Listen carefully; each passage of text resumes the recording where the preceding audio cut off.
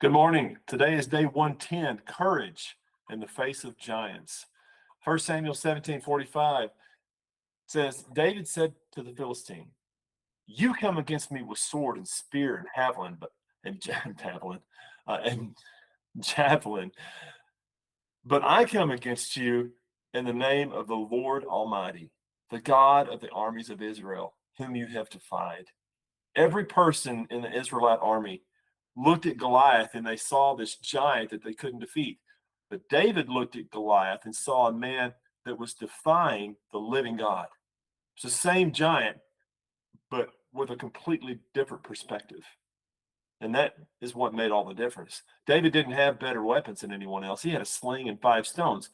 And what he had that nobody else had in the army, that was a confidence that was rooted not in his own ability, but in God's faithfulness. He fought a lion and a bear while tending sheep, and God had delivered them both times. Goliath was just the next thing. And the God who showed up for the lion, the God that showed up for the bear, was the same God that was showing up for Goliath. 1 Samuel 17:47 records David's declaration. All those gathered here will know that it is not by sword or spear that the Lord saves, for the battle is the Lord's, and he will give all of you into our hands. The battle is the Lord's, not David's, not ours, but the Lord's. That means that the outcome doesn't depend on how impressive our weapons are. It depends on whose name we're fighting in.